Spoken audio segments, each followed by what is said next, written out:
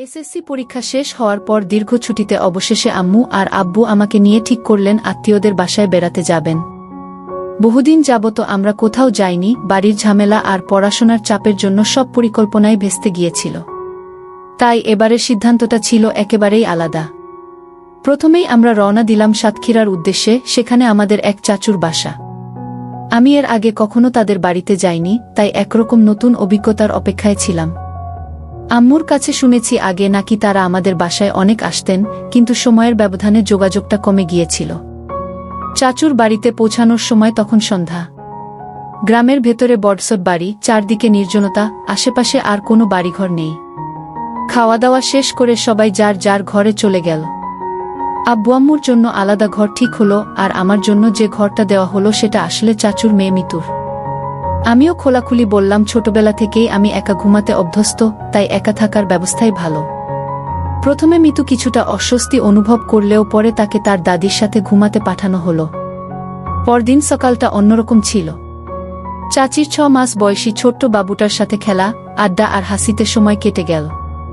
মিতুর সাথেও কথাবার্তা শুরু হলো। ও আমার থেকে 2 বছর ছোট, প্রায় 18 হবে। প্রথম দেখাতেই মনে হলো ওর ভেতরে এক ধরনের আলাদা সৌন্দর্য আছে, লাজুক অথচ সহজাত বন্ধুত্বপূর্ণ। গ্রামের বাড়ির মুক্ত বাতাস, নিরিবিলি পরিবেশে দিনগুলো দ্রুত কেটে যেতে লাগল। সন্ধ্যার পর একদিন চাচি বললেন আমাকে, বাবুটাকে কোলে নিয়ে একটু হাঁটতে বের হই। সাথে গেল মিতু। গ্রামীণ পথ, চারদিকে ফসলের জমি আর উপরে ঝলমলে জোছনা, সবকিছু যেন অন্যরকম লাগছিল। হাঁটতে হাঁটতে আমরা গ্রামের পথ ধরে এগিয়ে যাচ্ছিলাম। মিতু হঠাৎ থেমে দাঁড়াল, বল, এখানে দাঁড়ান, বাতাসটা কত সুন্দর লাগছে। আমি দাঁড়িয়ে গেলাম। বাবুকে বুকে নিয়ে ওর সাথে গল্প শুরু হলো। স্কুল, পড়াশোনা, স্বপ্ন, সবকিছু নিয়ে সহজ কথোপকথন। তবে মনে হচ্ছিল কথার আড়ালে কোথাও যেন লুকিয়ে আছে অচেনা ইঙ্গিত, যা আমি স্পষ্ট বুঝতে পারছিলাম না। রাত গভীর হলে ঘরে ফিরে এসে মোবাইলে বসেছিলাম। হঠাৎ হোয়াটসঅ্যাপে একটা মেসেজ এলো। নাম দেখে প্রথমে অবাক হলাম, চাচুর নাম, কিন্তু মেসেজের ভেতরকার ভাষা বুঝতে সময় লাগল না। আসলে মিতুই লিখেছে। কথোপকথনটা ছিল সাধারণ, কিন্তু ওর ভঙ্গিতে এক ধরনের রহস্যময় ইঙ্গিত ছিল।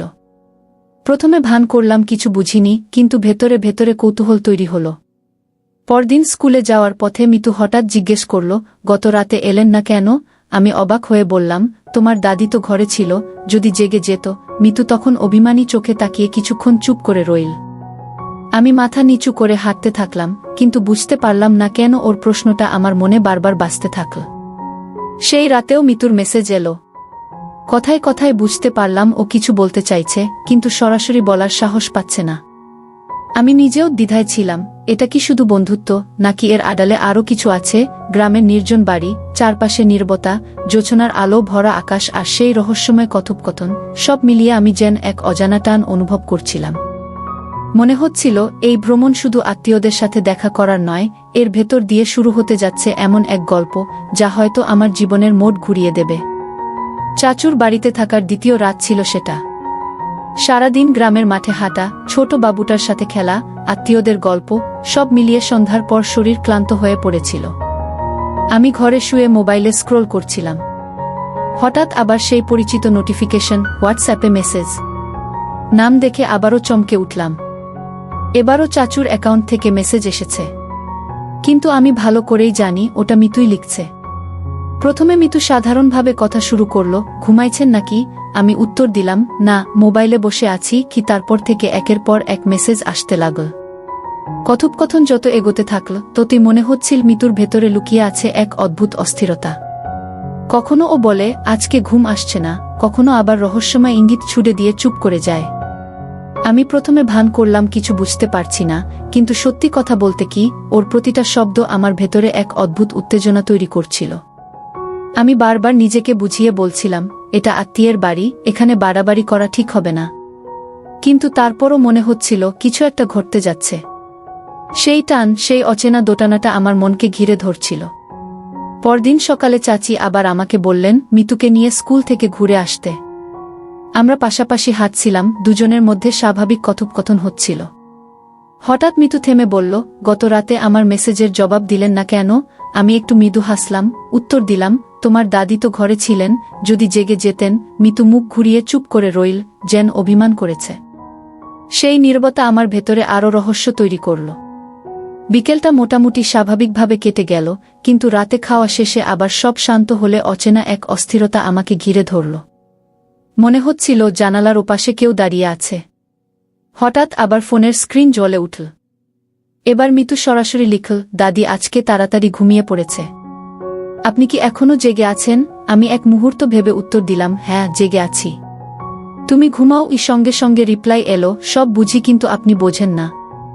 মাঝে মাঝে মনে হয় আমি যদি আপনাকে সব খুলে বলতে পারতাম। আমি কয়েক সেকেন্ড চুপ করে মোবাইলের স্ক্রিনের দিকে তাকিয়ে রইলাম। আমার বুকের ভেতর ধকধক করতে লাগল। এ কেমন ইঙ্গিত? মিতু কি সত্যিই আমাকে কিছু বলতে চাইছে, নাকি আমি ভুল বুঝছি? সেই রাতে অনেকক্ষণ আমাদের কথোপকথন চল। মাঝে মাঝে ও এমন সব কথা লিখে ফেলছিল যেগুলো পড়ে আমি স্তব্ধ হয়ে যাচ্ছিলাম। কখনো লিখছে, আপনি কি জানেন কিছু অনুভূতি লুকিয়ে রাখা যায় না।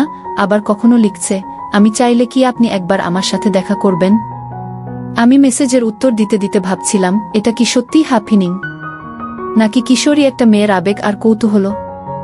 আমার মাথায় তখন হাজারো প্রশ্ন ঘুরছিল, কিন্তু তার থেকেও বেশি ঘুরছিল এক অজানা উত্তেজনা।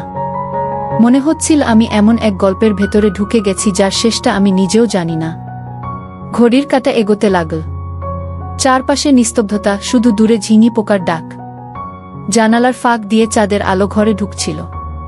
আমি মোবাইলটা বালিশের পাশে রেখে শুয়ে পড়লাম, কিন্তু ঘুম আর এল না। মাথার ভেতরে ঘুরছিল কেবল একটাই নাম, মিতু। ওর চোখের দৃষ্টি, ওর অভিমানী মুখ আর সেই রহস্যময় কথাগুলো। আমি জানতাম কিছু একটা বদলে গেছে। এই ভ্রমণ আর আগের মতো স্বাভাবিক থাকবে না। আসছে দিনগুলো হয়তো আমার জীবনে এমন কিছু যোগ করবে যা আমি কোনোদিন কল্পনাও করিনি। চাচুর বাড়িতে আসার তৃতীয় দিনটা সকাল থেকে বেশ অন্যরকম কেটেছিল। মিতুর সাথে আগের দিনের কথোপকথন আমার মাথায় ঘুরছিল বারবার। মনে হচ্ছিল ও আমাকে কিছু একটা বোঝাতে চাইছে, কিন্তু সরাসরি মুখ ফুটে বলছে না। আমি ইচ্ছে করেই স্বাভাবিক থাকার চেষ্টা করছিলাম, যেন কিছুই বুঝিনি। কিন্তু সত্যি কথা বলতে কি, ভেতরে ভেতরে আমি নিজেও অস্থির ছিলাম। সেদিন সকালে চাচি আবার বললেন, বাবুটাকে কোলে নিয়ে একটু মাঠে হাঁটতে। সাথে গেল মিতু। আকাশে তখন রোদ, চারপাশে গ্রামের নির্জনতা, সবকিছু বেশ শান্ত। আমরা হাঁটতে হাঁটতে স্কুল, কলেজ, স্বপ্ন আর ভবিষ্যৎ নিয়ে গল্প করছিলাম। মিতু হঠাৎ বলল, আপনার সাথে কথা বললে মনে হয় সময় কত দ্রুত চলে যায়। আমি জানি না কেন, কিন্তু আপনার সাথে সব কথা খুলে বলতে ইচ্ছে করে। আমি হেসে উত্তর দিলাম, হয়তো আমি নতুন বলে মনে হচ্ছে তাই কি, কিন্তু মনের ভেতরে একটা অন্যরকম ধাক্কা খেলাম। বিকেল গড়িয়ে সন্ধ্যা নামল। সেদিনের রাতটা ছিল পূর্ণিমা। চারদিক ঝলমলে আলো ভরে উঠেছিল, গ্রামের রাস্তা চাঁদের আলো যেন রূপকথার মতো লাগছিল। খাওয়া দাওয়া শেষ করে সবাই যখন যার ঘরে চলে গেল, আমি শুয়ে পড়লাম, কিন্তু ঘুম আসছিল না। মোবাইলটা হাতে নিয়ে হঠাৎ দেখি আবারও মিতুর মেসেজ, আপনি কি জেগে আছেন? আমি লিখলাম, হ্যাঁ। কেন? মিতু উত্তর দিল, আমার ঘুম আসছে না। জানেন, কখনো কখনো মনে হয় আমি আপনাকে না বললে আমার বুকটা ফেটে যাবে। আমার বুকের ভেতর কাঁপুনি ধরল। কয়েক মুহূর্ত চুপ করে থেকে উত্তর দিলাম, কি বলতে চাইছো? ও লিখল, আজকে জোছনার রাত। জানালা দিয়ে আকাশ দেখলে মনে হয় কত স্বপ্ন জমে আছে সেখানে। কিন্তু কারো সাথে না বললে তো স্বপ্নেরও কোনো মানে হয় না। আমি চাইলে কি আপনার সাথে একটু কথা বলতে পারি? আমি ফোনটা বালিশে রেখে উঠে জানালার পাশে দাঁড়ালাম। বাইরে চাঁদের আলো আঙিনা ভেসে যাচ্ছে। কিছুক্ষণ ভেবে লিখলাম, তুমি তো আমার সাথে কথা বলছোই। মিতু কিছুক্ষণ উত্তর দিল না। তারপর আবার লিখল, না, আমি মোবাইলে নয়, সামনাসামনি কথা বলতে চাই। আমি ভয় পাচ্ছি, তাই আপনাকে ডাকতে পারছি না। আপনি কি আমার ঘরের সামনে এসে দাঁড়াতে পারবেন? আমি থমকে গেলাম। ভেতরে দ্বিধা, কিন্তু একই সাথে এক অদ্ভুত টান। বাইরে সব নিস্তব্ধ, কেবল দূরে ঝিঙি পোকার শব্দ। ধীরে ধীরে পায়ে চাপা শব্দ করে আমি ঘর থেকে বের হলাম। বাড়ির ভেতরের আঙিনা পেরিয়ে মিতুর ঘরের সামনে এসে দাঁড়ালাম। কিছুক্ষণ পর ভেতর থেকে আস্তে আস্তে দরজা খুলল। অন্ধকারে শুধু চোখের দৃষ্টি বোঝা যাচ্ছিল। মিতু চুপচাপ দাঁড়িয়ে আছে, মুখে কোনো কথা নেই। কয়েক সেকেন্ড আমাদের চোখ একে অপরের সাথে লেগে রইল। সেই দৃষ্টির ভেতরে ছিল লুকানো অস্থিরতা, কৌতূহল আর এক অদ্ভুত আকর্ষণ। হঠাৎ মিতু ফিসফিস করে বলল, আমি জানি না কেন আপনাকে এসব বলছি, কিন্তু মনে হয় আপনার কাছে না বললে আমি স্বস্তি পাব না। আমার মনে হয় আপনি আমাকে বুঝবেন। আমি থেমে গেলাম, কিছুই বললাম না। শুধু মনে হচ্ছিল চারপাশের বাতাস যেন ভারী হয়ে উঠেছে। চাঁদের আলো জানালা দিয়ে ঢুকে ওর মুখে পড়ছিল, সেই মুখে ছিল কিশোরী এক রহস্য। আমরা কোনো শব্দ না করে একে অপরের দিকে তাকিয়ে রইলাম। মনে হচ্ছিল সময় থেমে গেছে। সেই মুহূর্তে আমার ভেতরে এক অদ্ভুত অনুভূতি জন্ম নিল। এটা কি বন্ধুত্বের বাইরে কিছু, নাকি কেবল কিশোরী মনের আবেগ? আমি কিছু বুঝতে পারছিলাম না। তবে একটা জিনিস স্পষ্ট বুঝলাম, আমার আর মিতুর সম্পর্কটা বদলে গেছে। আমরা আর শুধু আত্মীয় নই, এর ভেতরে কিছু একটা জন্ম নিচ্ছে। সেই অচেনা স্পর্শ, সেই নীরবতা, সেই চোখের ভাষা, সবকিছু মিলিয়ে মনে হচ্ছিল আমাদের দুজনের মাঝেই শুরু হয়েছে এমন এক গল্প, যার গন্তব্য আমরা কেউই জানি না। সেদিনের পূর্ণিমার রাতটা যেন আমার জীবনটাই বদলে দিল। মিতুর চোখের দৃষ্টি, দরজার আড়ালে দাঁড়িয়ে তার ফিসফিসে কণ্ঠ, সবকিছু মাথার ভেতর ঘুরছিল। ভোরে ঘুম ভাঙার পরও মনে হচ্ছিল আমি যেন এখনও সেই মুহূর্তের ভেতর আটকে আছি। সকালে আঙিনায় দাঁড়িয়ে চা খাচ্ছিলাম। দূরে নদীর পাড়ে মিতু সাদা ওড়না মাথায় দিয়ে হাঁটছিল। আলো হাওয়ায় ভেসে যাওয়া তার ছায়াটাকে দেখে মনে হচ্ছিল স্বপ্নের ভেতরে কেউ হেঁটে যাচ্ছে। আমি জানতাম আমার উচিত নয় এভাবে তাকিয়ে থাকা, কিন্তু চোখ ফিরিয়ে আনতে পারছিলাম না। দিনটা স্বাভাবিকভাবে কেটে গেল, কিন্তু আমাদের মাঝে একটা চাপা নীরবতা তৈরি হল। চোখাচোখি হলে দুজনেই অন্যদিকে তাকাচ্ছিলাম, অথচ সেই নীরবতাই যেন কথা বলছিল, অজানা কোনো গোপন ভাষায়। সন্ধ্যা নামতেই অস্থিরতা আবার শুরু হল। খাওয়া দাওয়া শেষে আমি ঘরে শুয়ে পড়লাম, কিন্তু ভেতরে ভেতরে অপেক্ষা করছিলাম। সত্যিই কিছুক্ষণ পর মোবাইলটা কেঁপে উঠল। মিতুর মেসেজ, আজকে কি আপনার ঘুম আসবে? আমার ঠোঁটে অচেনা হাসি ফুটে উঠল। লিখলাম, তুমি জিজ্ঞেস করছো বলে হয়তো আসবে না গি। কয়েক সেকেন্ড নীরবতার পর রিপ্লাই এলো, আমি চাইলে কি একটু আঙিনায় আসবেন? আমার বুক ধক করে উঠল। জানতাম এটা বিপজ্জনক। আত্মীয় স্বজন ভরা বাড়ি, যদি কেউ দেখে ফেলে? তবু মনে হচ্ছিল অদ্ভুত এক শক্তি আমাকে ঠেলে নিয়ে যাচ্ছে। ধীরে ধীরে পায়ের শব্দ চেপে বাইরে বেরোলাম। চাঁদের আলো আঙিনা রূপকথার মতো সাদা হয়ে আছে। মাঝখানে মিতু দাঁড়িয়ে, ওর চোখে এক অদ্ভুত আলো, যেন হাজারো কথা জমে আছে। আমি কিছু বলার আগেই ও এগিয়ে এসে বলল, আমি জানি আপনি আমাকে ভুল বুঝছেন, কিন্তু সত্যি বলছি, আমি জানি না কেন আপনাকে এভাবে টানছে। আমি রাতে ঘুমোতে পারি না, মনে হয় আপনি যদি পাশে থাকতেন। ওর কণ্ঠ থেমে গেল। চারপাশের নীরবতা যেন আরও গভীর হল। আমার ভেতরে কাঁপুনি শুরু হল। আমি ভেবেছিলাম কিশোরী এক আবেগ মাত্র, কিন্তু ওর চোখে তাকিয়ে বুঝলাম এটা তার চেয়েও গভীর কিছু। আমি কিছু বলতে গিয়ে থেমে গেলাম। শব্দগুলো যেন হারিয়ে যাচ্ছিল। শুধু চাঁদের আলো, ওর চেহারাটা মনে হচ্ছিল ভীষণ অসহায় অথচ অদ্ভুত সুন্দর। হঠাৎ মিতু এক পা এগিয়ে এল। বাতাসে ওর ওড়না উড়ে এসে আমার হাতে ছুঁয়ে গেল। সেই স্পর্শে বুকের ভেতর যেন বজ্রপাত হল। মনে হচ্ছিল আমি চাইলে এই মুহূর্তে সবকিছু থেমে যেতে পারে। আমরা দুজনেই চুপ, কেবল চোখের দৃষ্টি কথা বলছিল। আমি বুঝলাম এই নীরবতার ভেতরে লুকানো আছে এক ঝড়, যে ঝড় দুজনকেই ভাসিয়ে নিয়ে যাবে অজানা দিকে। সেই রাতে আর কিছুই ঘটল না। আমরা কেবল কিছুক্ষণ দাঁড়িয়ে থেকে ধীরে ধীরে আলাদা হয়ে গেলাম। কিন্তু বুঝলাম এড়িয়ে যাওয়া আর সম্ভব নয়। এই টান, এই আবেগ আমাদের ঘিরে ফেলেছে। সামনে কি হবে আমি জানি না, তবে একটা জিনিস নিশ্চিত, আমাদের সম্পর্ক আর আগের মতো নেই। সেদিনের রাতের পর থেকে আমার ভেতরে এক অদ্ভুত অস্থিরতা তৈরি হল। মিতুর চোখের সেই দৃষ্টি, বাতাসে উড়ে আসা তার ওড়নার স্পর্শ, সব যেন বুকের ভেতরে গভীর দাগ কেটে গেল।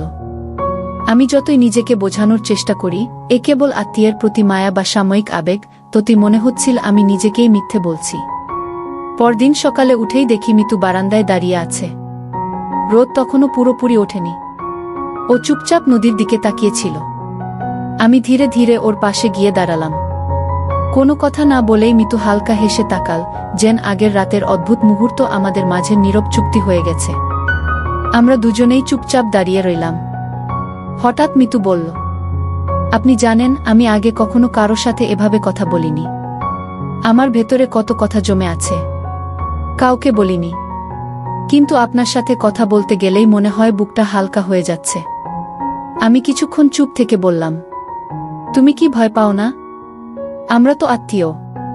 মানুষ যদি ভুল বোঝে। মিতু হেসে মাথা নিচু করল। তারপর আস্তে বলল, আমি জানি এটা ভুল, কিন্তু কখনো কখনো ভুল জিনিসও সত্যি মনে হয়। আমি যতই নিজেকে আটকাই পারি না। আপনি যদি চান আমি আর কাছে আসব না কি? তার চোখের কোণে তখন অদ্ভুত ভয় আর কান্নার ছায়া। আমার বুক কেঁপে উঠল। আমি মুখে কিছু বললাম না, কিন্তু ভেতরে বুঝলাম আমি চাই না ও দূরে চলে যাক। দিনের বাকি সময় আমরা দুজনেই একে অপরকে এড়িয়ে চললাম। কিন্তু রাত নামতেই সবকিছু বদলে গেল। খাওয়া দাওয়া শেষে আমি ঘরে শুয়েছিলাম। হঠাৎ জানালায় শব্দ হলো। আমি চমকে উঠে দেখি জানালার ফাঁক দিয়ে মিতু দাঁড়িয়ে আছে। তার চোখে তখন যেন হাজারো ঝড়। ফিসফিস করে বলল, আমি ঘুমাতে পারছি না, যদি একটু বাইরে আসেন। আমার হাত পা ঠান্ডা হয়ে গেল। জানতাম এভাবে বের হওয়া মানে বিপদ ডেকে আনা।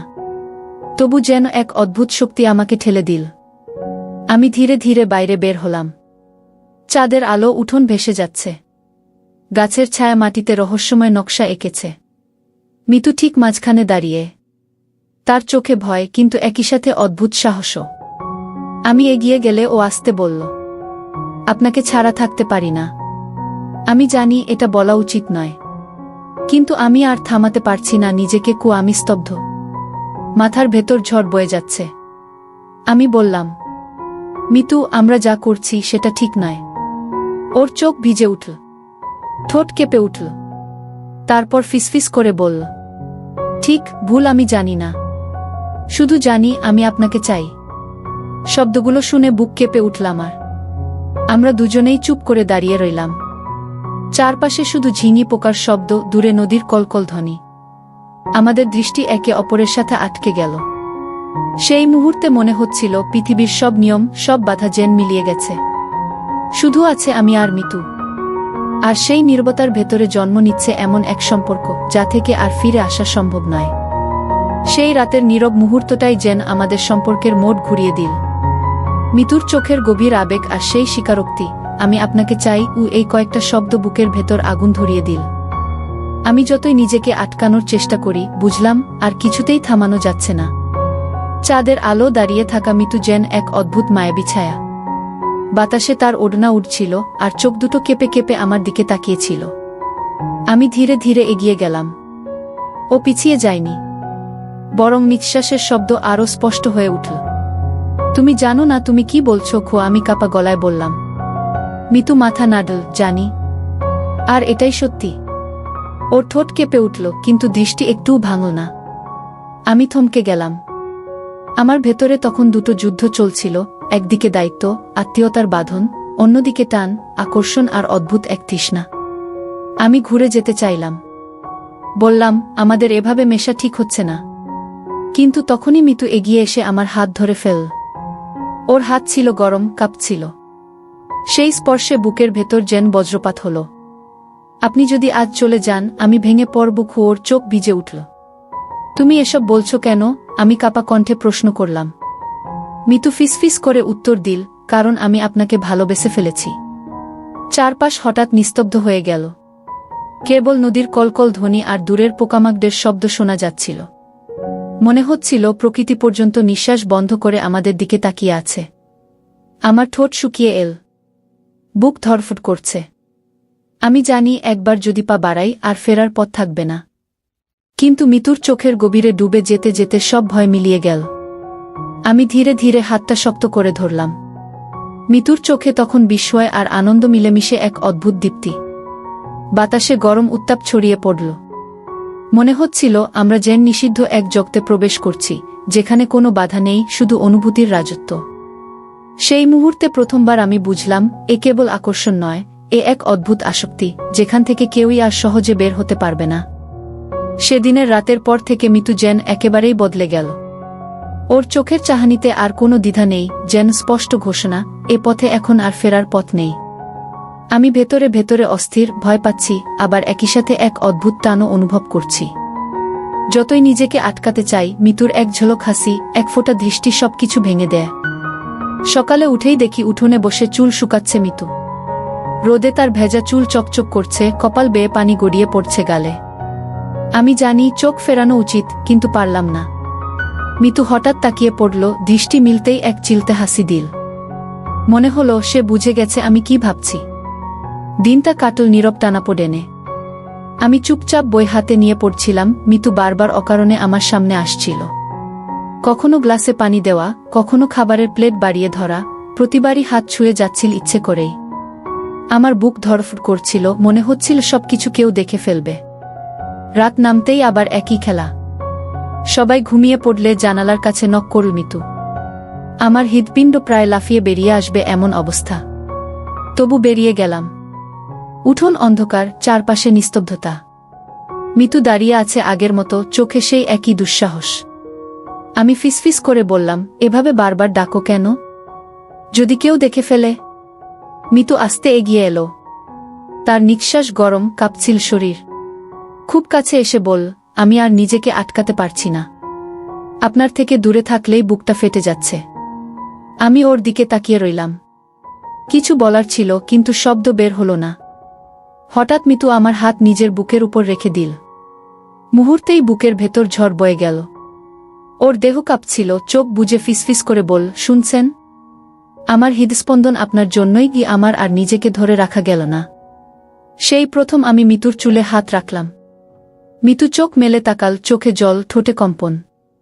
যেন সারা পৃথিবী থেমে গেছে এই মুহূর্তের জন্য। আমরা দাঁড়িয়েছিলাম অন্ধকার উঠোনে, কিন্তু ভেতরে ভেতরে আলো জ্বলে উঠেছিল।